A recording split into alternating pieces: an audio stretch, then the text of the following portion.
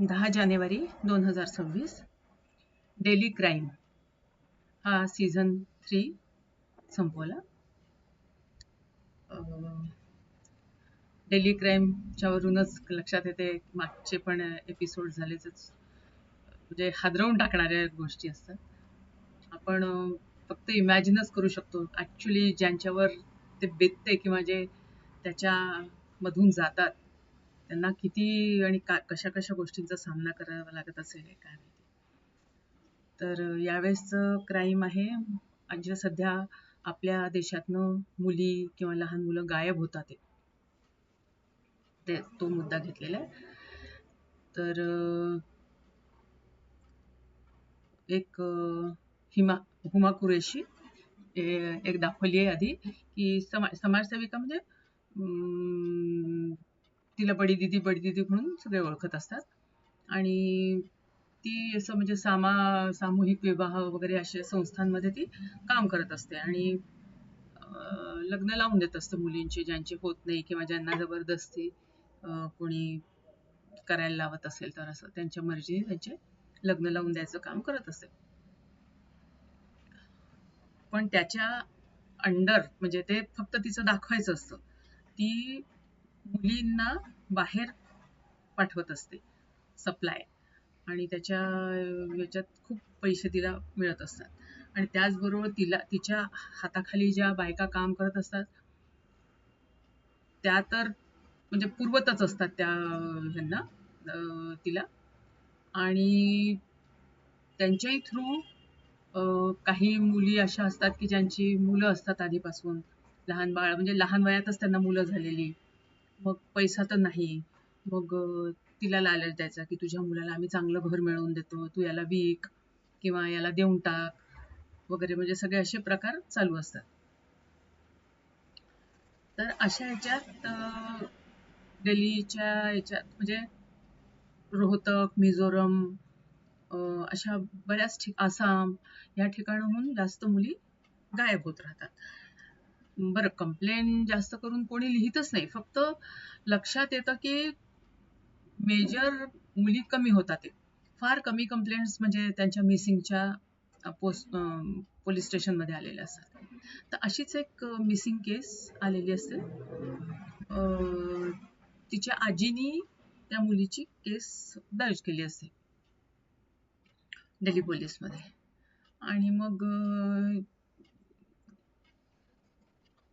Police officer तिथली शेफाली शाह आणि तिची टीम जी मागची होती तीच टीम आहे सगळी.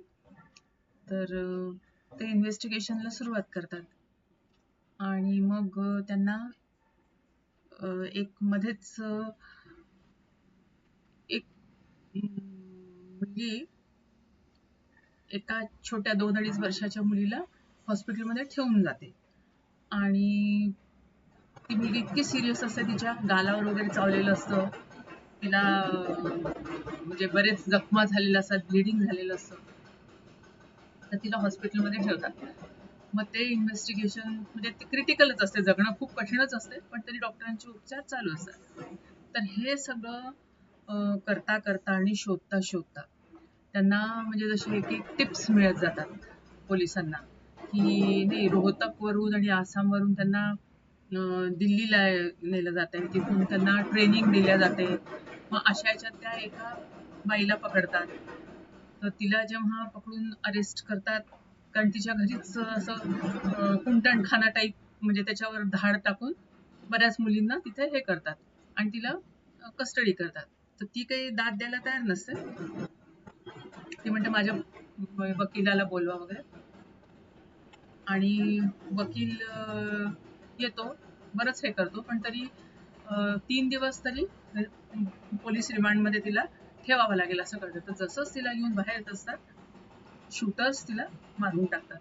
म्हणजे थोडक्यात तिला बेल जर झाली असती तर ती सुटली असती. आता पोलीस रिमांडमध्ये कदाचित ती तोंड उघडेल म्हणून तिला मारून टाकतात. मग तिला मारल्यावर हे लोक थोडंसं अजून त्या मुलींना जरा बोलतं करायचा प्रयत्न करतात, 1-2 मुलींना, की सांगा. मग म्हणजे त्यांना असं इनडायरेक्टली मग कळते की ही मुलगी जी छोटीशी 2.5 वर्षाची हॉस्पिटलमध्ये ती शबनम म्हणून कोणत्या तरी मुलीची आहे की जी कुंटणखाण्यातच म्हणजे होती. मग पण तिचा माग काढत काढत काढत ते लोक एका ठिकाणी येतात हरियाणामध्ये. तर तिथे कळतं की त्यांची ती सून असते, शबनम सुनीता म्हणजे ऍक्च्युली. तर म्हणजे ते लोक म्हणतात की तिनेच आमचं सगळं ट्रॅक्टर आणि हे जाळपोळ करून ती पळून गेली. मग हे लोक थोडस असं वॉच ठेवतात येता येता. तर ती बस पकडून जातच असते. हे लोक अरेस्ट करतात. मग तिच्याकडनं ती आधी लवकर बोलत नाही. मग तिला सगळं हॉस्पिटलमध्ये नेतात, दाखवतात. आणि मग म्हणतात तुझ्या 2 मुलं, म्हणजे तिला अजून विचारतात तुला अजून मुलं आहेत का? म्हणे हो आहे. मग तसा शोध घेता घेता त्यांना कळतं की तिच्या एका मुलीला भिकाऱ्यांना विकलंय भीक मागण्यासाठी, आणि एका मुलाला एका चांगल्या घरात चांगलं त्याला एज्युकेशन वगैरे. म्हणजे हे लोक असं सर्च करता करता तिथून तिथून त्यांना म्हणजे मिळवतात त्या मुलांना, आणि मग हिच्या समोर आणतात. मग शबनम हॉस्पिटलमध्येच असते त्या पोरांना घेऊन. तर म्हणजे एक काम तरी त्यांचं म्हणजे पूर्ण होते की त्या शबनमच्या मुलांना मिळवून देतात. आणि तिचं म्हणजे जबरदस्ती लहान वयात लग्न केलं असतं की मुलं व्हायला पाहिजे, त्याला मुलगा पाहिजे असतो त्या हरियाणावाल्या घरामध्ये. आणि जेव्हा मग त्याला कळतं की हिची तर पिशवी बंद करून टाकली, कारण इकडे कुंटणखाण्यामध्ये मुलं होऊ नये म्हणून त्यांनी तसं करून टाकलं असतं. आणि म्हणजे जेव्हा त्याला ऍक्च्युली कळतं, कारण ते हिनी बडी दिदीनी सामूहिक विवाहामध्ये तिच्या गळ्यात मारली असते ती पैशांच्या करता. म्हणजे अशा पद्धतीने पण ती पैसे कमवत असते.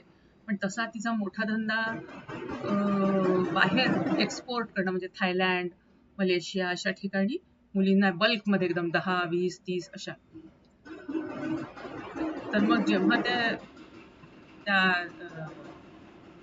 हरियाणाच्या माणसाला कळतं की नाही ही आपल्याला फसवलं गेलंय, तर तो तिच्यावर मग म्हणजे हे करत असतो ना, म्हणजे त्रास देत असतो.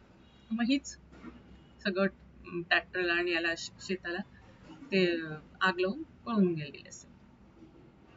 मग ती सापडते शबनम, तिची मुलं सापडतात. आता हे कोण आहेत अजून? मग म्हणजे एक ती आहे तर तिला तर शूटरनी मारलं, त्यांना काही कळत नाही. मग त्यांना अजून एक कळते की एक सुमन नावाची मुलगी आहे जी सगळ्या मुलींना ट्रेनिंग देते. मग तिला थोडंसं फॉलो करतात. पण ते लोक पण त्यांना म्हणजे पोलीस पोहोचेपर्यंत हे लोक तिकडनं एकेका अड्ड्यावरून सुटलेले असतात. एक नंतर मग त्यांना हे लक्षात येते की विजय नावाचा पण एक माणूस त्याच्यात इन्व्हॉल्ड आहे. असं करत करत ते एका हॉटेलमध्ये पोहोचतात. त्यांना तिथे टिप मिळालेली असते की त्या बडी दिदीचं तिचं नाव मीना असं कळतं मग त्या शबनमकडून. तर त्या मीना आज एका त्या खन्ना नावाच्या माणसाशी मीटिंग करणार आहे. आणि मग ते लोक जातात, पण परत म्हणजे हाती त्यांच्या निराशाच येते. पण असा पाठलाग पाठलाग करत करत करत एक 30 जणींचा बल्क तयार झालेला असतो, इकडून तिकडून तिकडून झालेला. आणि त्याच्यातच ती आजीनी ज्या आपल्या नातीचं कंप्लेंट दिली असते ती पण त्याच्यात असते. तर ती थोडी स्मार्ट असते, तिला थोडीशी कुणकुण लागतेच की काहीतरी हे बरोबर नाही चालत. कारण हे लोक त्यांना आपलं कुठे कंटेनर मध्ये बसवणे, कधी कशात बसवणे, कधी बसमध्ये बसवणे, इकडून तिकडे तिकडून तिकडे नुसते फिरत असतात. जसं जसं पोलिसांचा माग लागला तर ते जागा हलत असतात, जोपर्यंत फायनली त्या थायलंडच्या माणसाला देत नाही. मग त्या ह्याच्यात तिला पैशांची गरज असते काहीतरी. तर ती एका ठिकाणी जाते त्यांच्या त्या बॉसच्या इथे. तर तिथे काहीतरी हे होतं भांडाभांडी, आणि ती त्यांना शूट करते. मग तो व्हिडिओ या लोकांना दिल्ली पोलिसला मिळतो, आणि मग त्याच्यातनं क्लिअर त्यांना कळतात फेसेस कोण कोण आहेत काय आहे. मग त्यांची चक्र जरा वेगात फिरायला लागतात. आणि मग शेवटी ते त्या ठिकाणी पोचतात जिथे मुलींना ठेवलेलं असतं. कारण फोनच्या याच्यावरून ते लोक ट्रेस करतात जागा, त्यांचा जो माणूस असतो पोलीस मधला. तर पोचतात तर तिथे कंटेनरमध्ये ठेवणं चाललंच असतं त्यांना झोपेच्या गोळ्या देऊन. आणि हे तर ते ही मात्र खात नाही, ती गिळत नाही आणि थुंकून टाकते ती. आणि मग पाणी आणायच्या बहाण्याने ती सटकते त्याच्यातनं. तर त्यांना जेव्हा कंटेनरमध्ये आत बसायच्या वेळेस लक्षात येतं, तेव्हा मग ते म्हणतात ढुंडो ढुंडो, पण ती काही सापडत नाही, लपून बसलेली असते ती. आणि मग त्याच वेळेस ही जी सुमन असते तिची असिस्टंट हुमा कुरेशीची, ती म्हणते 30चं प्रॉमिस केलेलं आहे तर 30वी तूच म्हणे, आणि तिलाच इंजेक्शन देऊन हे करतात आणि कंटेनरमध्ये भरतात. पण तेवढ्यात पोलिसांना टीप मिळालेली असते, ते येतात. पण कंटेनर कोणता, इतकं मोठं 10 एकरची ती जागा असते, आणि कोणता कंटेनर आहे काय आहे. पण मग अशी शोधाशोध करताना ही सापडते नात, ती लपून बसलेली. आणि मग ती आठवण्याचा प्रयत्न करते, मग तिला आठवतं, ती म्हणते हो हिरव्या रंगाचा कंटेनर, हा हा नंबर आहे. मग ते रेस्क्यू करतात, सगळ्या मुलींना काढतात. मग तेवढ्यात तो विजय आणि ही हुमा आणि तिचे एक दोन साथीदार पळायच्या याच्यात लपून लपून याच्यात असतातच.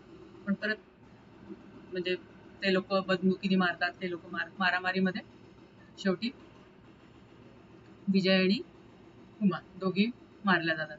हुमा आपल्या हिला पोलिसला शेफालीला ब्लॅकमेल करायचा प्रयत्न करत असते, म्हणजे तू काय मला मारणार म्हणे, मी आधीपासूनच मला मेलेलीच आहे म्हणे, मला खूप जणांनी मारायचा प्रयत्न केला, जन्म झाला तेव्हा मला दुधात बुडवून मारायचा प्रयत्न झाला, नवऱ्याने तर वाटेल तसं हे करून मला किती मारलंय मलाच कळत नाही.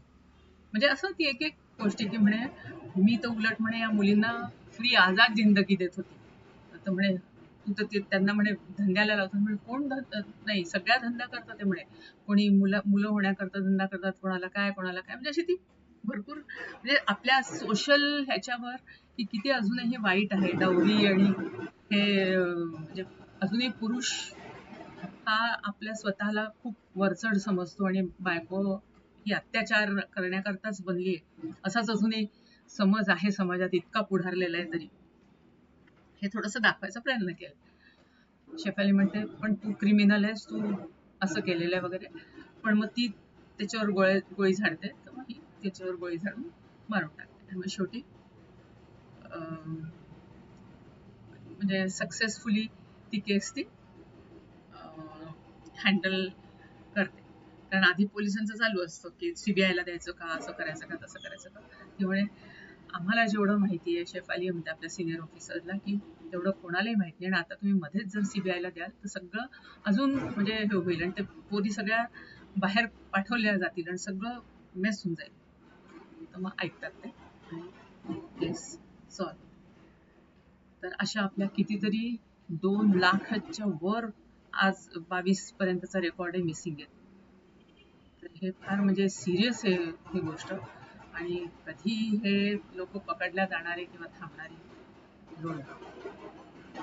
म्हणजे अक्षरशः विचार करायला लावते हे सिरीज.